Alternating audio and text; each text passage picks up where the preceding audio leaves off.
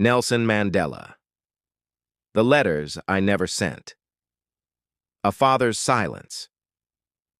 I want to take you back to the cold silence of a prison cell.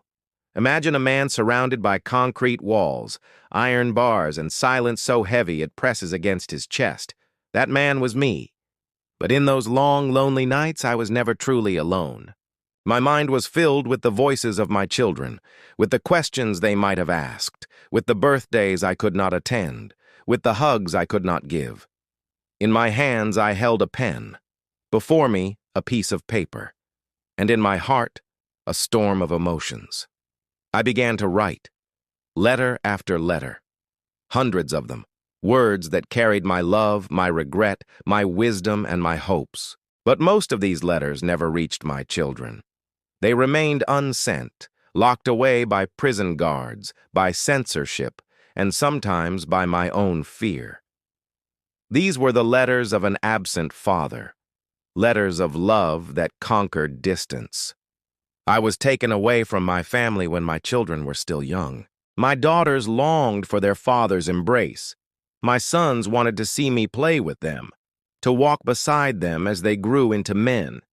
Instead, they were left with memories of a father who disappeared behind prison gates. I wanted them to know that even if my body was locked away, my heart traveled freely to them. So I wrote, "My dear child, the world may separate us, but nothing can silence the love I carry for you. Every beat of my heart whispers your name." These letters were not just words. They were a bridge across oceans of pain. They were my attempt to be present, even when I was absent. I wrote about small things, the sound of birds I heard through the tiny prison window, the stories of other prisoners who longed for their families, the dreams I had of walking hand in hand with my children under the African sun. I wrote about big things, too, the fight for justice, the meaning of sacrifice, and the kind of world I hoped they would inherit, and yet many of these letters never reached them, But in writing, I conquered distance. I found a way to be a father, even when I could not hold them. I often ask myself, why did I keep writing when I knew the letters might never arrive? Perhaps it was survival. Writing gave me purpose. It reminded me that I was more than a prisoner. I was a father. I was a man with love still burning inside me. I counted them once, 347 letters over the years. Some were confiscated by the guards. Others I tore up myself, afraid that my words would put my children in danger. Still others I folded carefully and hid away, never daring to send. Each unsent letter carried a story. There was the birthday letter I wrote to my daughter Zinzi, telling her that I imagined her laughter and her bright eyes, even though I could not see them. There was the letter to my son Magatho, where I confessed how much I regretted not being able to teach him how to shave, how to drive, how to face the world as a man. One letter still lingers in my mind. It began simply, "My child, I miss you, and that is all I can say." But I never sent it. I folded it away because sometimes the pain of my longing felt too heavy to place on their young hearts. Yes, I was the father who wrote 347 letters, but never hit send. And yet those letters saved me. They gave me strength when despair tried to break me. My daughter Zinzi once said that she grew up without her father. And she was right. For much of her childhood, I was nothing more than a name whispered in conversations, a photograph on the wall, a memory half remembered.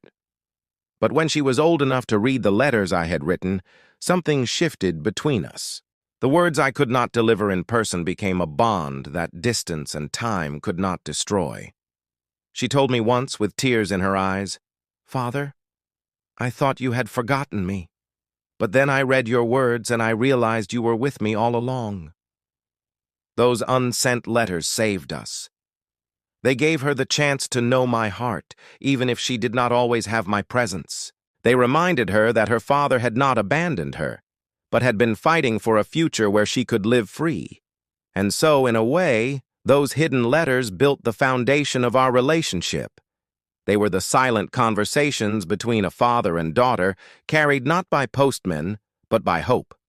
I share this not to dwell on my pain, but to show you the power of words. Even words unsent, unspoken, or unseen can carry a force that shapes lives. Those letters taught me that fatherhood is not measured only by presence, but by love. That even in the darkest of times, love can travel farther than chains, farther than walls, farther than years of separation. My children lost much because of my absence, and I carry that sorrow with me. But I also know this.